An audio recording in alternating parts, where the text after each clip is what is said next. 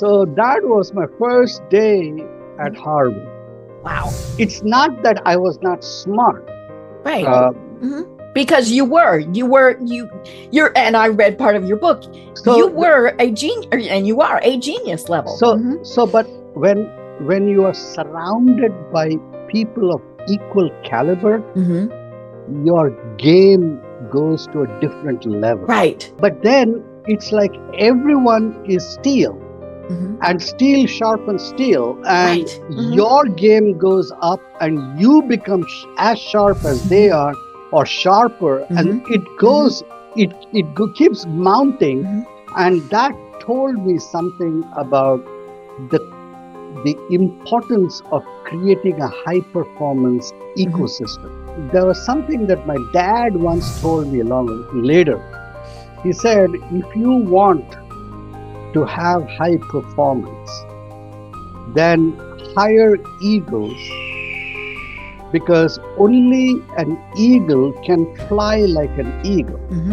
That influenced me way ahead, and in my entire hiring program, ever since then, I never look at degrees. I look at learning capacity, learning capability, the willingness to put oneself at risk and actually look stupid.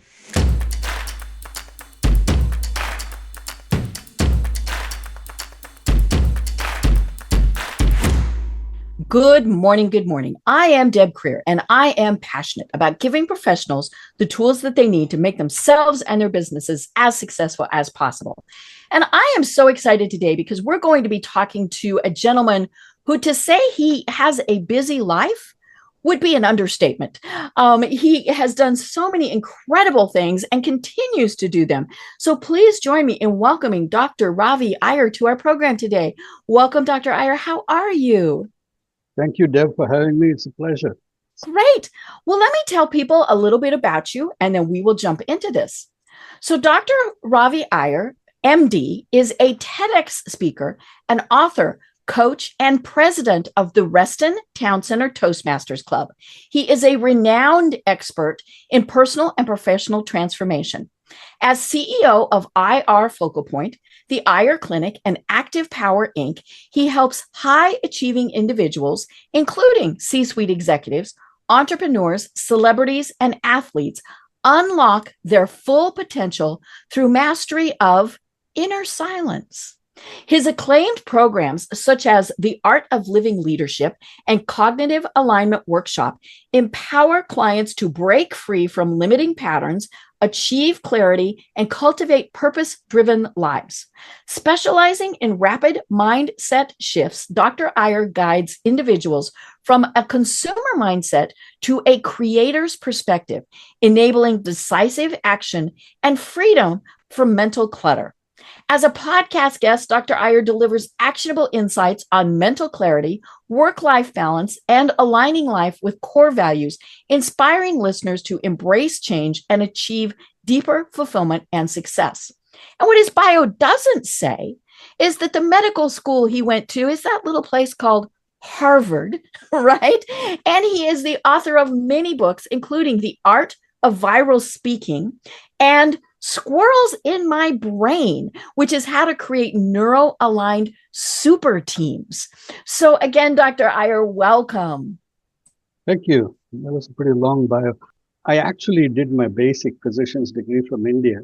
I graduated in 1983. I got my license in 1983, January. So this year is, I've been a physician for 42 years. Wow. That's amazing. Yeah. So, and across two sides of the globe. I spent a couple of years in the rural hospitals of my medical school. It was in Patna, India. Very, very a rather impoverished state. Comparison to a U.S. would be one of the Appalachian Hill states, where the average income of the population would have been pretty low, very agricultural, and also very feudalistic. So I did my couple of years of clinical work after graduation there before I got tired of diagnosing disease but not having the tools to actually treat it. Right. So I had the ability. All my textbooks were American textbooks.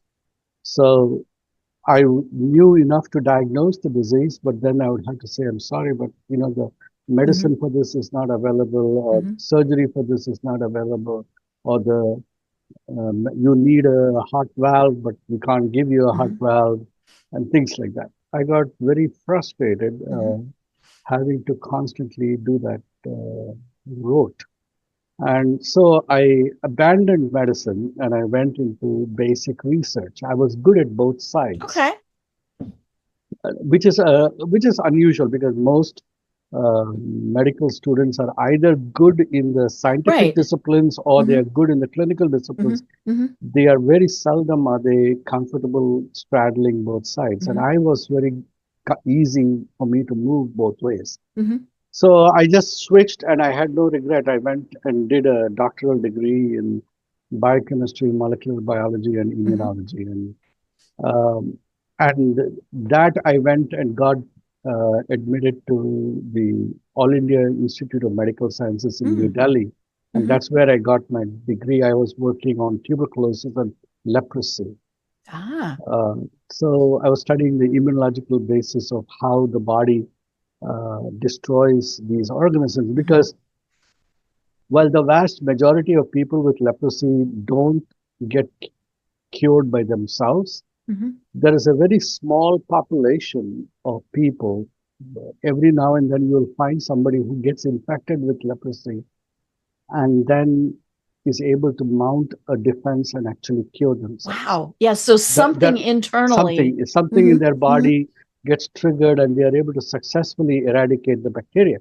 So I was very intrigued as to what is so special about this small random number of people who you can't predict who it will be, but when it happens, it's always miraculous, because it's wonderful to know that the person has cleared the disease. So I wanted to know what was happening in their body. So that was my whole doctoral work. And then I came to the US to present at the UCLA Symposia. In those days, it used to be known as UCLA Symposia. Later, its name got changed to Keystone Symposia. But it was being held in Los Angeles at that time. Then they shifted to Keystone and it was being held in Colorado afterwards. So at that time, the US was not giving visas for medical graduates because there was always this concern this was back in 1988. The immigration policy was restrictive to doctors from India. Okay. They would and not you were a researcher. Yeah, but I was a doctor. So right. So if I come on for the purpose of coming and seeing patients, they would have blocked me. But because I had an invitation letter to present a paper at the UCLA Symposium, the U.S. Embassy in New Delhi gave me the visa and I came to give my presentation. And when I came to give my presentation, I came about 2 weeks in advance because I had so many, over the years in research, I had made friends with many other scientists. So I told them I'm coming to the UCLA Symposium. They said, oh, if you're coming there, can you stop by our lab? We would love to chat with you. We'd love to show us our work and we can share data and share ideas. So I did some city hopping. I first landed in New York, gave my presentation at the Rockefeller University. Then from there, I went to Philadelphia, University of Philadelphia. Then I went to Pittsburgh. From Pittsburgh, I went to Boston. I gave a presentation in MGH, then at Brigham and Women's. So I was just doing this. So almost like a mini speaking tour. Right. But it's all about my research. And it was really, and one of my stops was a sleepy little town in Arkansas called Ardmore, Texas. It was the Texarkana Right there on the Panhandle. border. Yeah, Ardmore, Texas. It's called the Samuel Roberts Noble Foundation. So when I got the invitation from them, I thought, oh my God, Nobel, it must be the Nobel laureate. Yeah. Oh my gosh. It is not, it has got nothing to do with Nobel. But I was all excited. I was young at that time. I was 28 years old. And so at the MGH, I was giving my presentation, and as I was giving my talk to a small group of people, and I had already started my talk. I had gone about 5 or 10 minutes into my talk, and I noticed the back door of the auditorium open, and a small man, a very short man, quietly sneaked in and sat in the back row, the last chair, and remained silent. And I gave my entire presentation. After my prayer, everyone clapped, and then they got up and left. And I was standing in the stage, collecting my slides. In those days, we had actual slides that we put in a carousel. And then you had the PowerPoint No PowerPoint. There was no PowerPoint. Oh, okay, so just slides. Yes, a slide projector, an actual slide projector with a carousel. That would always get stuck with a tray. Yeah. So I was picking my slides out of that and putting it back into my folder, and I felt somebody standing behind me. I turned around and I saw this little old man who was sitting in the back had come up, and he was bald, and he said, "I liked your presentation." And I said, "Yeah," and thank you. And I said, "Are you planning to continue to do this work?" And said, "Yeah, I definitely am interested in continuing to do it. Would you like to do this work in my department?" And I said, yeah, I would love to, but pardon me, what is, who are you? Yeah, I don't know. I don't know who you are. Yeah. And then he says, "Oh, I'm Kurt Isselbacher." And that blew me. Just to give you perspective, the most authoritative textbook in internal medicine in the world is a book called Harrison's Textbook of Medicine. Okay.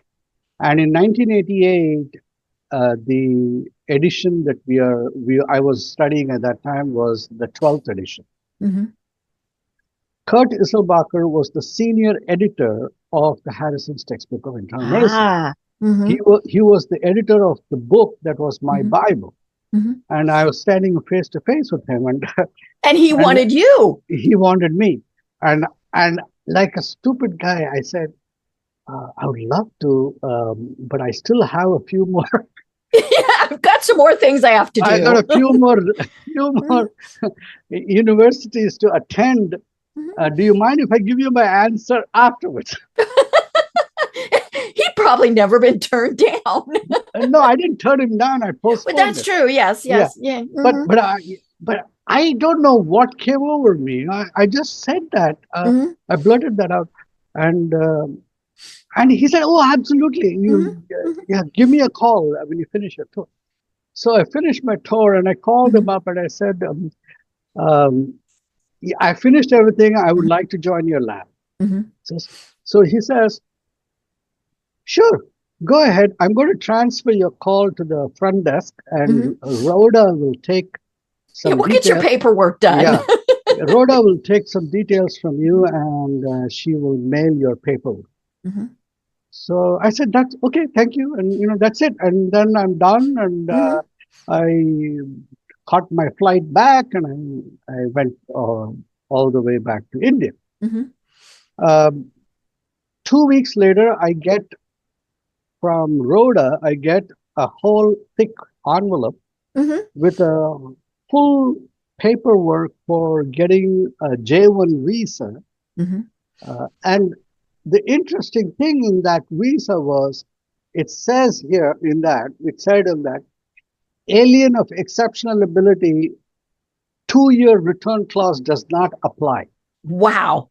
So there was a visa category where the J1 visa has a stipulation that after 2 years you have to return to your home country and stay there for 2 years before and then you can come back seeking to re-enter.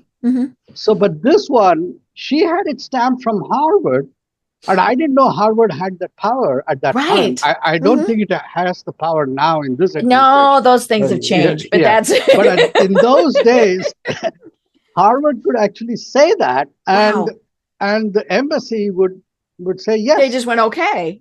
So I went to the embassy. I gave in my paperwork. I'm sitting there in this room full of other potential immigrants, and everyone is being called to the interview, the visa officer, and everyone is getting rejection. Oh, no. Bang, bang. No, And then I get my name called, and they said, and so I walk up to the interviewer's desk. He said, no, go down to the side room there, pay your visa fee, and pick up your visa. You're done. You don't even have to interview. So I just landed here, and the first day I landed in Boston, my boss picks me up, and he says, just leave your bags in the car. He picked me up at Logan. He said, leave your bags in the car. We are going to the Charlestown Navy Yard, Boston Harbor. We are going on a Boston Harbor cruise. I had landed just at noon. Oh, how fun. So 1 hour cruise for, you buy the ticket for about $15, and then another $10 gets you a sandwich. A whole bunch of scientists from the Cancer Center. We all get on the boat. I'm fresh off the boat on another boat. Literally. Yeah, I'm fresh off the boat and I'm on another boat. And my boss, he introduces me. He says, David, I would like you to meet our new postdoc, Ravi Iyer. And I shake hands, and he says, hi, I'm David Baltimore. And that blew me again. David Baltimore was the Nobel laureate who got his Nobel Prize for discovering HIV virus. So they are all standing there and they're talking science at a level that was above me. Wow. And I'm standing there and I suddenly realized that these guys are thinking that I am understanding what they're saying. And I'm petrified. And you just nod a lot. I'm petrified that they'll ask me something. And if they find out that I don't know it, they're going to deport me right then and You're there. back on the next plane. That was why they kept your suitcases, right? So that whole day I was scared, out of my wits. And then I go right back to my apartment and go straight out, pull out all my books and start studying. I said, oh my God, I'm going to know what they're talking about. So that was my first day at Harvard. Wow. So the beauty of a place, and that's the first thing I recognized about the power of environment to shape your brain. See, it's not that I was not smart. Right. Because you're, and I read part of your book. So you were a genius, and you are a genius level. But when you are surrounded by people of equal caliber, your game goes to a different level. Right. So you're not the smartest person in the room. Yeah, but then it's like everyone is steel. And steel sharpens steel, and your game goes up, and you become as sharp as they are, or sharper, and it goes. It keeps mounting, and that told me something about the importance of creating a high performance ecosystem. Right. See, when you create a high performance team. You cannot create, and there was something that my dad once told me long later. He said, if you want to have high performance, then hire eagles, because only an eagle can fly like an eagle. Right. And training only makes an eagle fly higher, fly faster, and strike harder. But if you hire turkeys, that's the level you're at. you can give all the training you want. At the end of the day, all you're going to get is a lot of flap, flap, gobble, gobble, and a whole They're still turkeys. a whole bunch of dust and feathers. So that influenced me way ahead, and in my entire hiring program, ever since then, I never look at degrees. I look at learning capacity, learning capability, the willingness to put oneself at risk and actually look stupid, the willingness to be endangered by the situation, and the ability to not so much fail as the ability to get up from failure and try again. Right. So these were the things that determined my hiring programs ever since from that point. I never ever looked at a degree. I have hired more people who were dropouts and groomed them to be stellar than people that I have hired with degrees. I love that. And it really, what the saying, as you were talking about that, we are the sum of the 5 people we spend the most time with. Yes. That was what I was thinking of also. If you hang out with turkeys, you're going to be a turkey. Now, we're not saying turkeys are bad. No, but if your goal is to fly, then you don't want to hang out with turkeys. No, you can't hang out with a bird that can't fly. If your goal is to, rummage around and peck and eat all the ticks and lice, then definitely be a turkey. Be a turkey. Right. And I think especially, I was going to say kids, but we do this as adults too. And now let's be honest, sometimes those are the fun people, right? Those are that's where we're going to party. That's where we're going to, but, and so that's, and we need that. We need those releases, but we should never be, and I kind of joked about it. We should never be content to be the smartest person in the room. It should always be, that you are there. And now you might be their equal, but you are still learning. I never felt I was equal. That was one thing. I may have been, the whole business about equality is the other person's opinion about you. Right. I have never felt that I was equal or I was the smartest. I felt always, though, that I had this intense amount of curiosity. For me, life is so. People ask me, you're a doctor, but you do so many other things. How do you do that? And the thing is, I am not a doctor because I want to be a doctor. I am a doctor because I want to understand life. I want to study life. Right. For me, life is the most fascinating thing. And my only question right from the beginning is, how does life work? And how do you make life work when it doesn't work? All right. So, and that particular ethos has carried me in the field of healing and medicine, into the field of research, into the field of leadership. It's in every case, it is just life that is having a block, that is not able to express itself to its fullest, to its greatest possibility.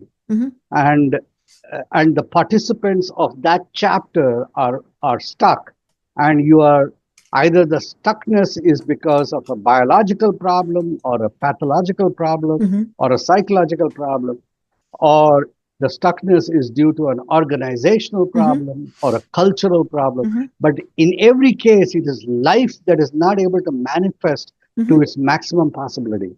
Right. And my entire business is how to power your possible. Mm-hmm. And what do you do by, and I love Malcolm X's statement where he says, we will use any means necessary. Mm-hmm. And I do that. Right. I will use any means necessary to achieve the goal of enabling possibility. Mm-hmm.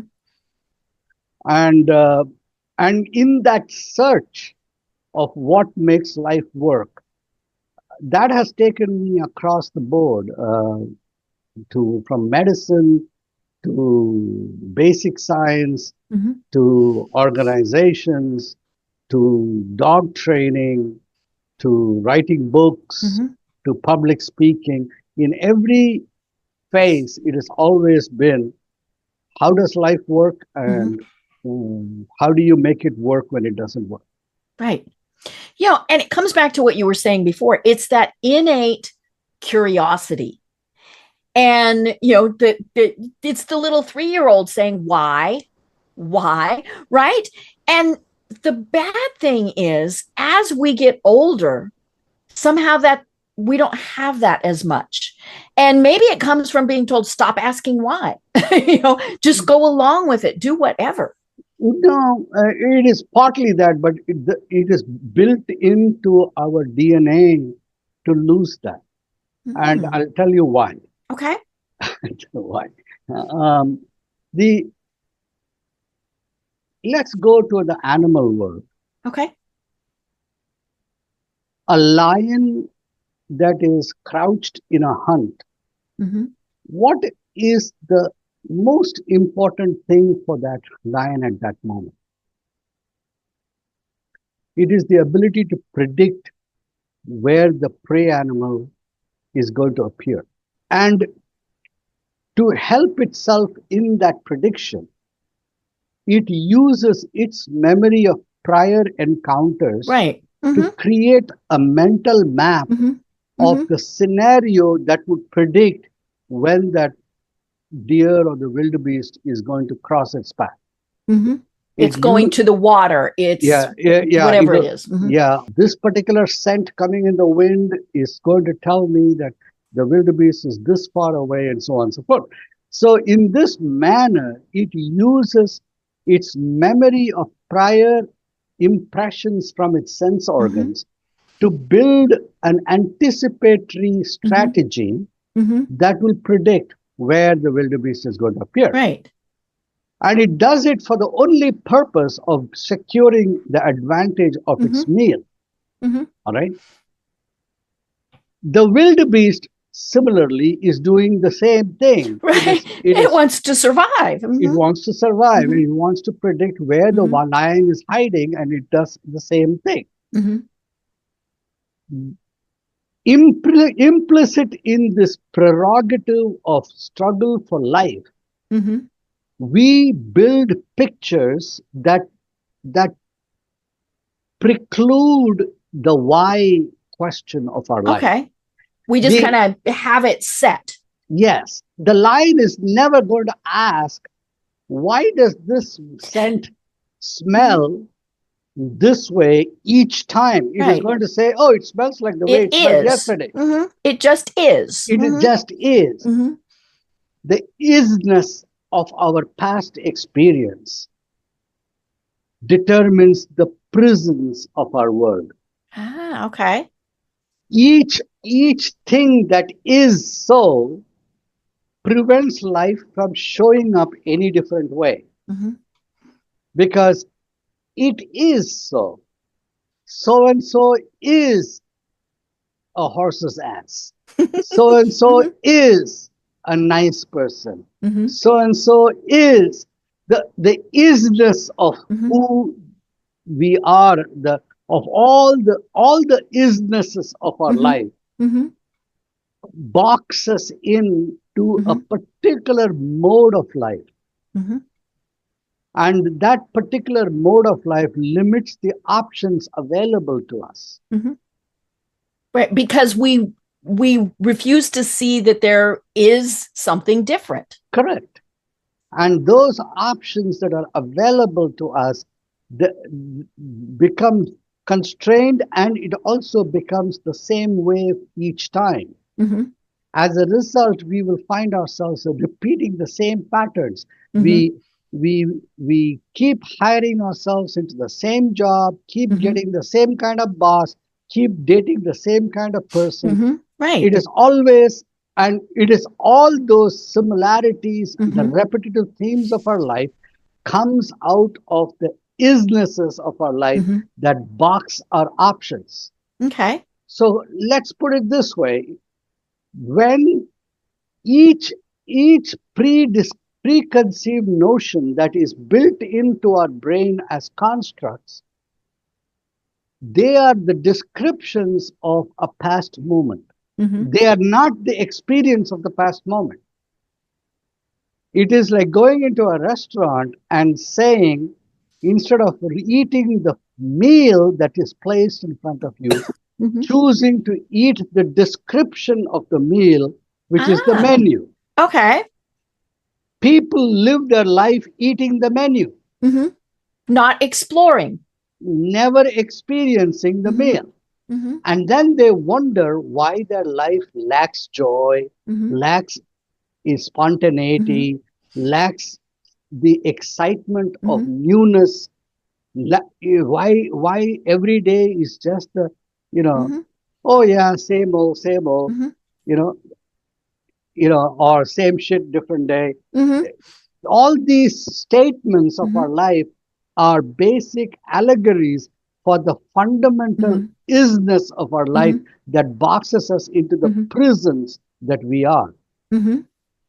And any moment of freedom from the prison comes only when we put ourselves in a situation where none of our previous experiences apply.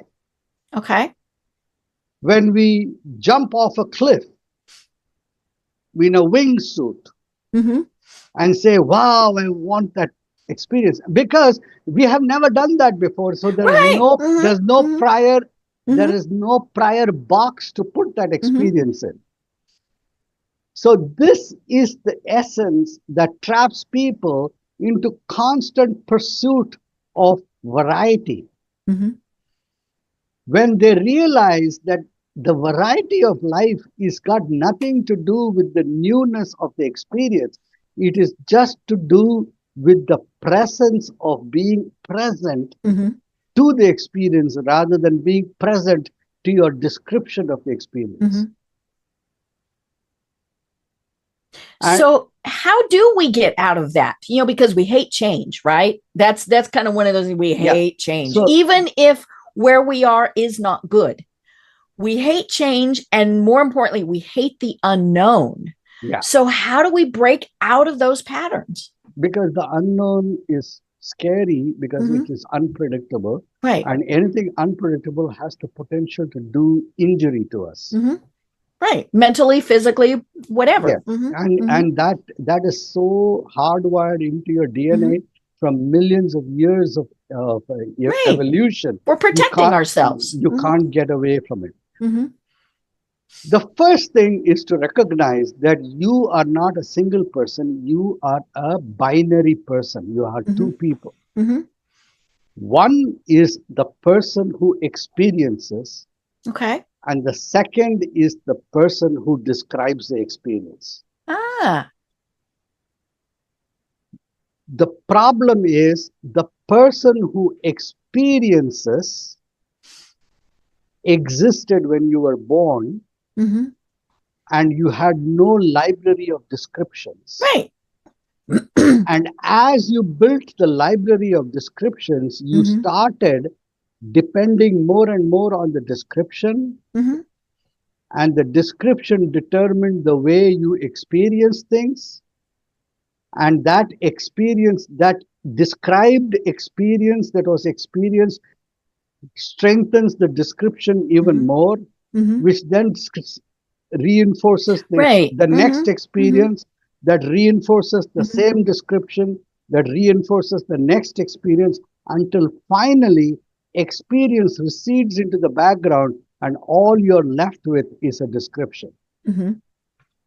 Descriptions are dead. experience is alive. Right. We start dying from the age of 5 or so. So the only way to break this is two things. One is to accept that you are a binary person. Okay. Because as long as you rebel against these two things, you say, no, no, no, no, I don't do this. This is not me. I'm actually alive. No, you got to accept that you were born. You're both. You are both.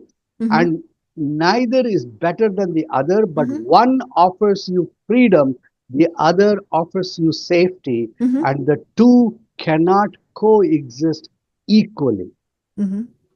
You have to be willing to put one subordinate over the other. Right. If you put safety as dominant, then you subordinate freedom. Right, because you're going to stay in that box. If you put freedom dominant, you have to subordinate safety. That is the essence. And most people are scared to do the second option because they don't know. They have never developed the ability to straddle and move with ease between these two states. Right. What I teach in cognitive alignment is this. There is a very simple set of exercises, just like going to the gym. If you lift a dumbbell, 5-pound dumbbell, 20 reps today, and then after a month, you can do 10 pounds at 30 reps. And then a month later, 20 pounds at 30 reps, and then 40 reps. And you can keep going up the ladder of weights. And as you build your muscles, and you can do that by muscle group by muscle group, like that, you can recultivate the inborn gift of living in experience that everyone possessed as a 5-year-old child.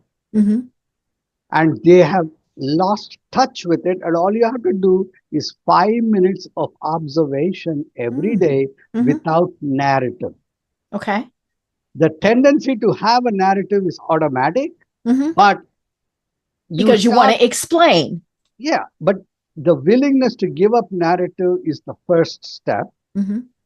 And you first choose a place and space that you can control distractions and other challenges, because you will never give up the desire to have a narrative unless you are in a safe space. Because narrative is safety, so you're never willing to risk safety unless you already feel safe. Once you feel safe, you can experiment with experiencing alone. And you can choose any mundane task: calligraphy, painting, Japanese tea ceremony, breath watching, yoga, watching a flame, a lamp. You can do all kinds of things. Driving down the road, you can pay attention to driving. Whatever you pay attention to is experience. When you pay attention to the input from your 5 senses, you are experiencing. When you pay attention to your description of that input, you are paying attention to your descriptions. Right. You stop trying to pay attention to your description, start paying attention to the input from your 5 senses, whether it is taste, touch, smell, or light, or hearing.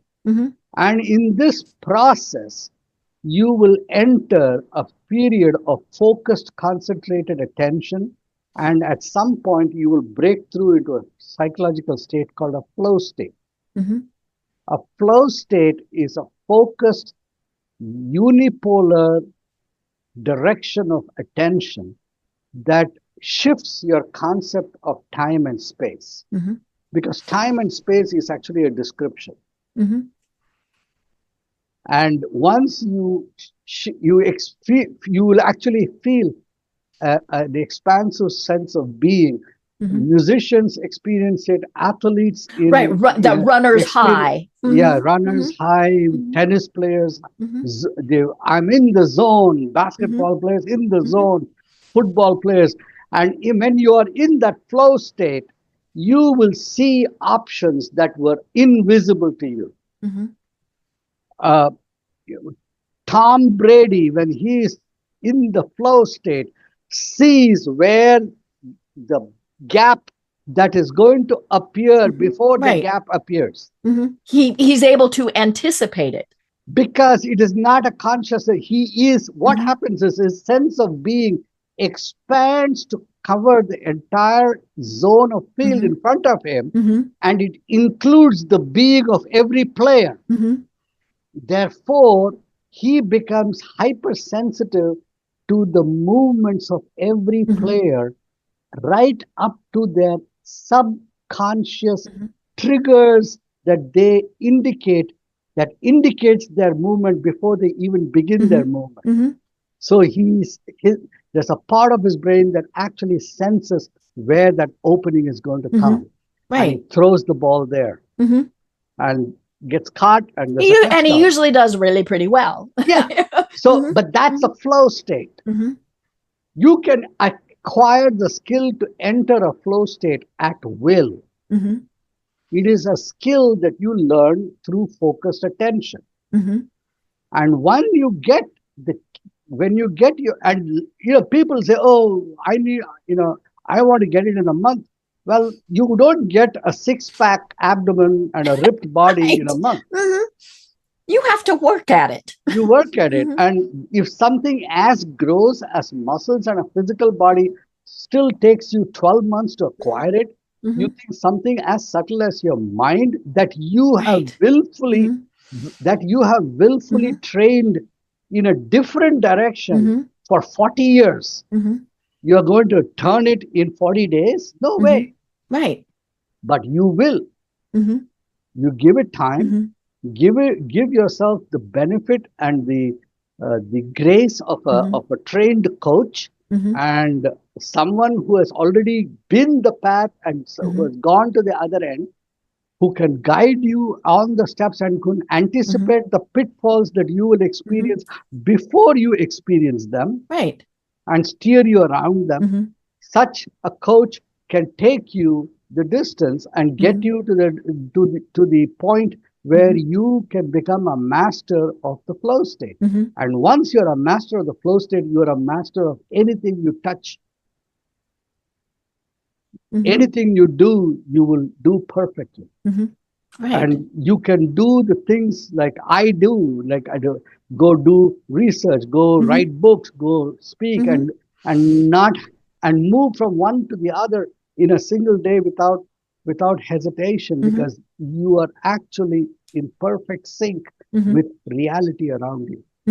Right. You are, at that moment, you are no longer eating the menu. You are actually enjoying the meal of life. Right.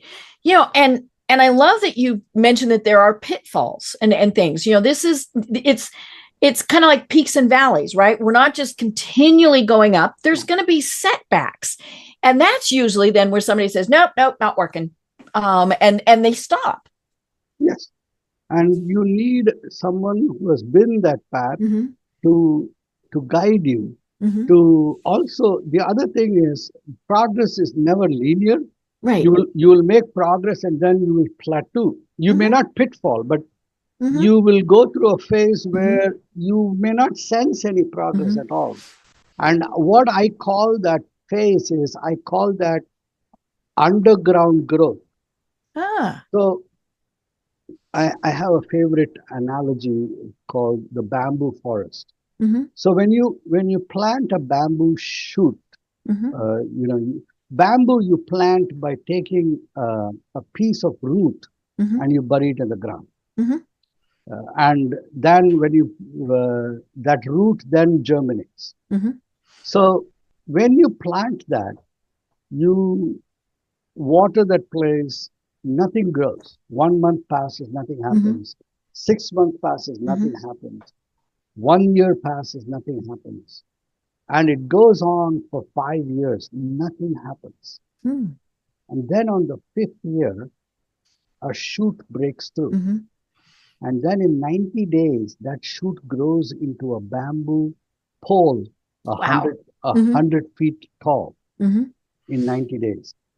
Now, what was that shoot doing for 5 years? If you dig under the ground, you will see that for 5 years, that shoot was not even synthesizing. It was spreading a root system under the ground. It was gathering. A root system under the ground that would provide the impetus for that explosive growth. Right. So, that doesn't mean that the path to acquiring a flow state will require 5 years of being in the doldrums. That's not the way it works. But you have to experience periods of static, no progress, but then there'll be a rise, and then there'll be. So it's like you're chipping away at a wall, and then at some tipping point you break through. Then you find another layer behind it, and then you chip away, and then you break. In this way, you go through several ossified layers of your own psyche to come to an expansive state of being. Right. That then affects anything you do in a very, very powerful way. Right. And some of those have been with us forever, right? I've talked with guests before where we've talked about the fact that, when you're very young, if somebody tells you, you can't do that, you shouldn't do that. We get a lot of little girls shouldn't do that, right? Little girls shouldn't study science or whatever it is. Little boys have to be tough. Little boys don't cry. I mean, all of those things. And that starts that process of having that wall there. It would be interesting. And, obviously I don't talk to Tom Brady, but you wonder, did he have people that said, you can't do X? And then he had to work through that. And because I think, that is part of why athletes have coaches, because sometimes those coaches are saying you can't do that. And sometimes they're doing it to make them get through it. So there are two things that I wanted to bring up on this. One is, so whether it is an external statement that you should be this way or that way, or you should not be this way or that way, and whether that external statement is gender neutral or gender biased, doesn't matter. Right. It's just a negative statement. Or it is an internal statement that you created, an opinion you made about life and yourself that serves as the block. A coach who has been the way usually knows what the levers are to the traps that hold you back. And a very skilled coach will always put you in situations where either through his effort or even better, through your own effort, you are able to, he'll put you in situations where you yourself trip the lever that springs open the trap and sets you free. And then you have an aha moment. Right. Then I can do that. Yeah. Then what happens is the vigilant coach will make sure that you do not allow that lever to reset and trap you again. Right. So that you stay sprung, you stay free. This is the reason why you need a coach. The coach knows, one, he is able to sense what the levers are that are operating on you. He senses what kind of blocks these levers control. He knows instinctively what are the techniques and methodologies that are best suited for you to spring your lever, which may be different than somebody else's lever. Right. And then he sets the scenario where the lever gets sprung and you are set free. And after that, he makes sure that you don't fall back into that trap. You may fall into a different trap. Right. Then that's another set of levers that you go through the process again until finally all the traps are sprung. So that's the first thing. The second thing that I wanted to bring up is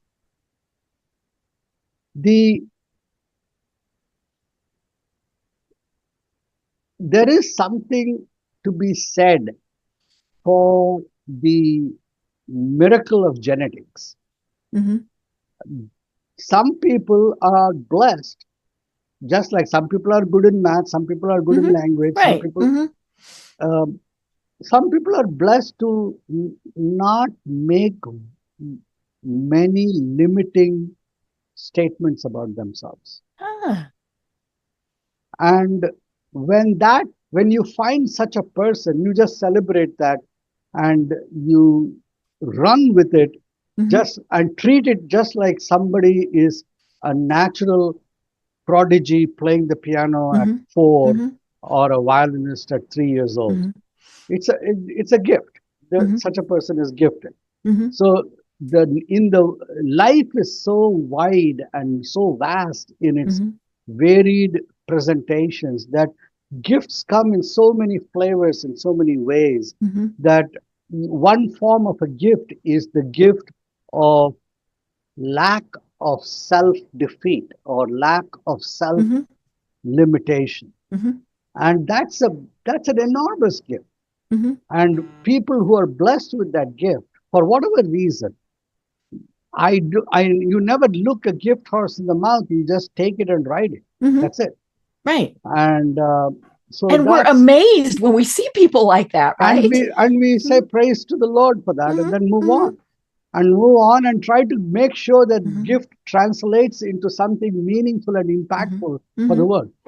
The other thing I wanted to say to your comment of these methods have been around forever. Absolutely. The opportunity to gain mastery over life experience has been offered to humanity for centuries through the methodology of retreating from life as a recluse into a monastery.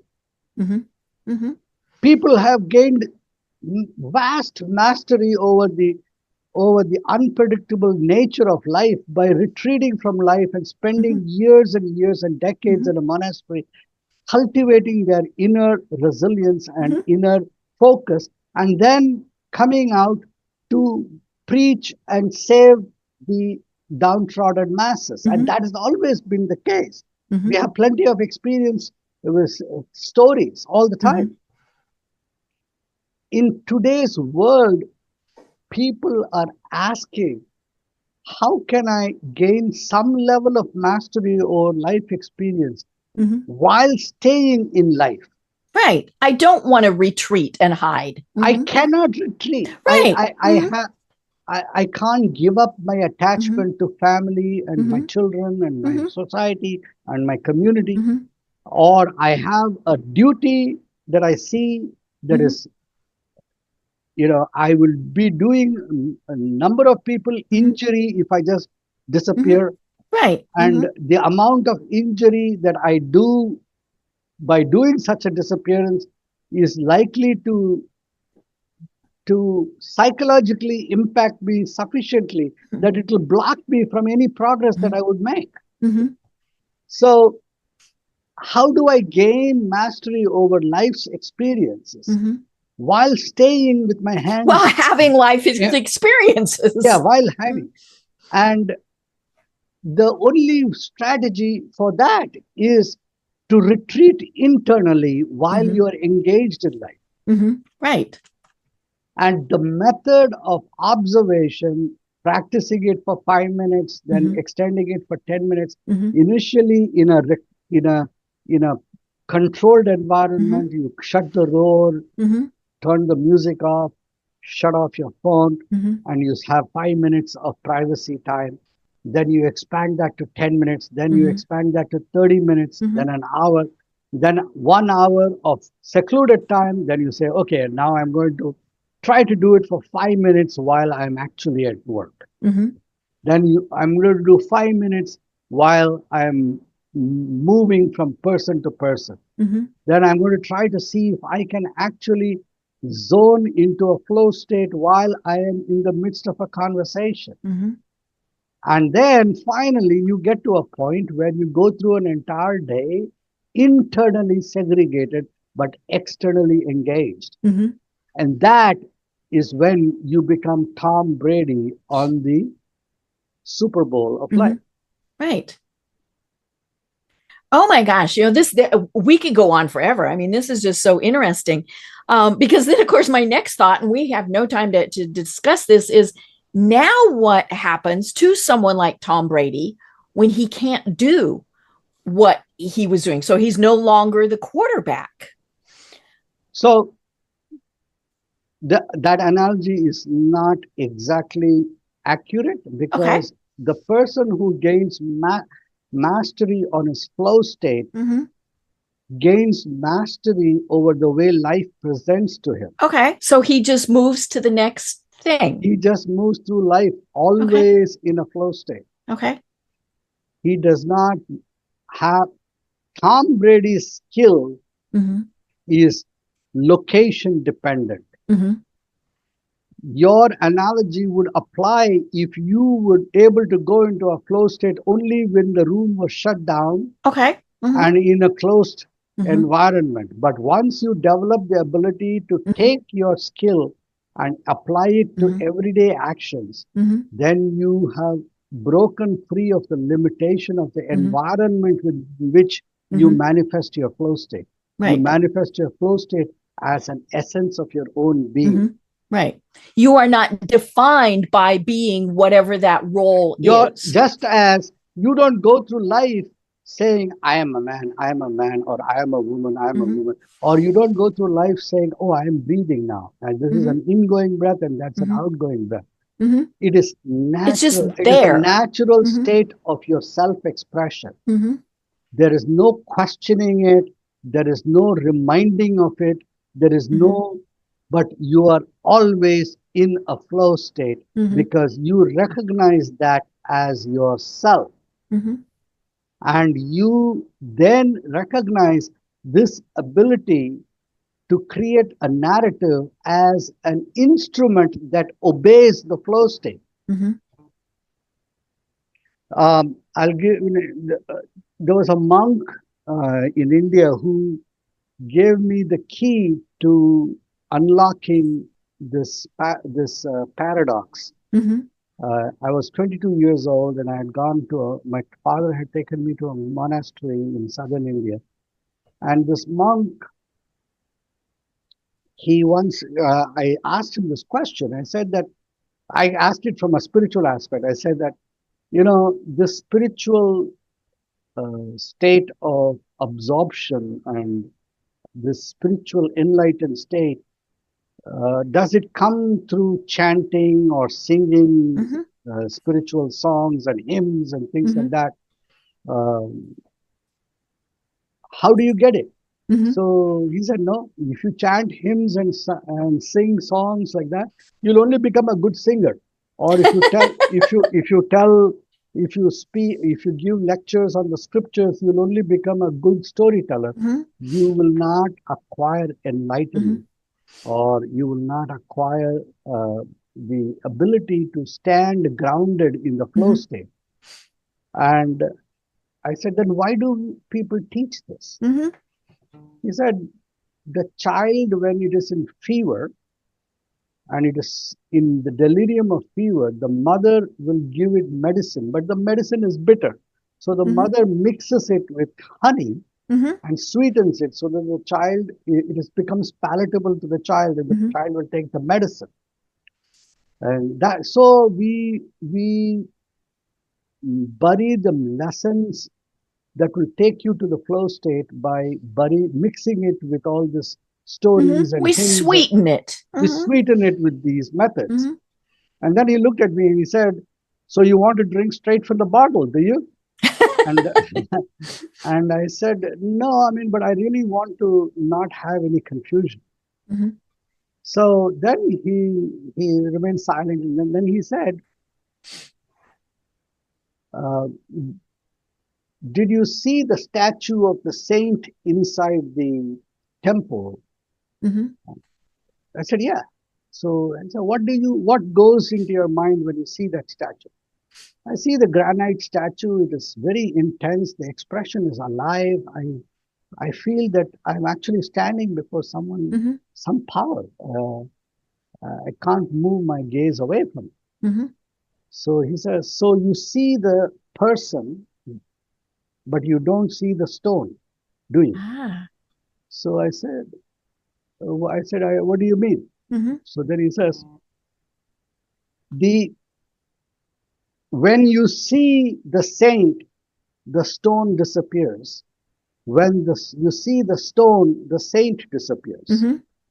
So I said, oh, is that so? Then the saint is not real, it's only the stone. He says, no, not quite. Because when you see the stone, you don't see the stone dust, do you? And when you see the stone dust, you don't see the stone. Mm-hmm. And as he was saying, his words were pushing me deeper and deeper internally. Mm-hmm. And I was listening with intent focus. And then he said, when you see the stone dust, you don't see the atoms. When you see the atoms, you don't see the stone dust. Mm-hmm. When you see the atoms, you don't see the space in which the atoms rotate. Mm-hmm. And when you see space, you don't see atoms. And then finally, when you see space, do you see the person who sees space? That person who sees space, that entity that sees the space behind all things Mm-hmm. is who you are. Everything else is a created description. Mm-hmm. And then we had a conversation. He said, did you have a bowel movement today? And I said, yeah. Mm-hmm. I said, after you had a bowel movement, did you spend time, examining the bowel movement Contemplating it. or contemplating it or Mm-hmm. playing with it or Mm-hmm. digging into it? You didn't. You just discarded it and moved No. on, did you? Mm-hmm. So I said, no, really. And I was wondering what he was saying. He said, Mm-hmm. your stomach and the digestive organs of Mm-hmm. your body took in the food that you gave it Mm-hmm. and converted it into useful products for your body. Mm-hmm. And one of Mm-hmm. the products that the digestive system created was the excreta. Mm-hmm. Right. Like that, he said, your brain takes in the input from your five senses Mm-hmm. and converts it into thoughts and dreams and plans and actions and anticipations and anxieties and Mm-hmm. hopes and attractions and Mm-hmm. revulsions and repulsions and all the constructs that you think is life. Mm-hmm. All of it is just excreta created for the purpose of sustaining your body. Mm. You're playing with excreta, thinking it is life and stinking up your life. So Mm-hmm. life exists in just the experience. Mm-hmm.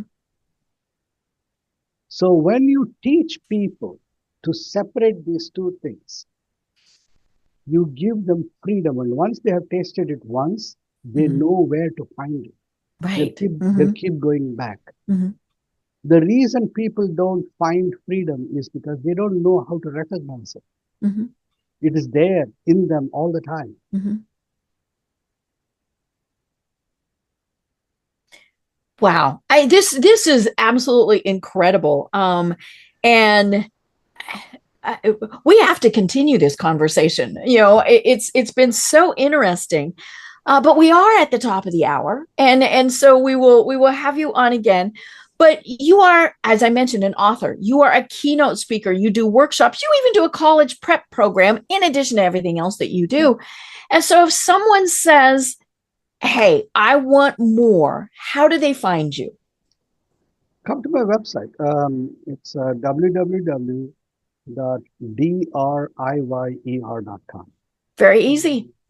drier.com. Mm-hmm. And you can reach me through that at any Mm-hmm. time. You can email me. My email is right up at the header of it. Right up at the very top. Yes. Yeah, Mm-hmm. yeah. You can get Mm-hmm. me at any time, and uh, I respond to all my emails. Mm-hmm. Uh, I love it. um, and it's me. It is not an AI bot. It is not an assistant. I personally respond to all emails. I love it. I love it. And if you're interested in the programs I do, I work with individuals, I work with companies, I work with organizations, and at every point, yes, everything requires time, energy, and resources, and depending on your requirement of what you need to accomplish, if you are really requiring to accomplish something and it is important enough, you will find the time, energy, and resources to do it. I don't have to tell you to do it. My father had another wonderful thing. He once asked me to do something. And then I said, yeah, sure, Dad. And then I went through a couple of days. And then he said, did you do that? I asked you 2 days ago. Did you do it? So, no, I didn't have time. He said, don't ever say I didn't have time. If you wanted to write a note to the girl next door, you would have written it on a bar of soap and given it to her. You did not think that this thing that I asked of you was important enough to find the time in the day to do it. So don't ever tell me you did not have time. Say you did not feel it important enough. Be honest about it. So if something in your life, I have never ever seen somebody who had a problem of sufficient magnitude to actually sit there and not do anything about it with once they have been shown the possibility of actually overcoming it. If they continue to stay in it, it is because that problem is actually validating something about them, and it is actually something that they want to have in their life. It is their choice that they have made. Yeah. So I'm always okay with people being stuck, and I'm always okay with people who wish to get unstuck. And I work with people who wish to get unstuck. I love it. I love it. Well, we will have the link to your website, of course, in the show notes. And as I said, we have to have more of this discussion because it is so very interesting. But until we chat again, do you have any final thoughts that you want to leave everyone with? Like I said, the opportunity to gain a certain level of mastery over the experience of life is available at any time without necessarily retreating from life. The only requirement is the will to commit yourself to the work required and the daily discipline to do it. The skill set is easy, available to all without restriction. The persons who are capable of showing you the way are available. How far and how much do you want to power your possible? That's all there is. Oh my gosh, I love it. Well, I've been having such an absolutely delightful conversation with Dr. Ravi Iyer. I'm Deb Krier, and until next time, everyone have a great day.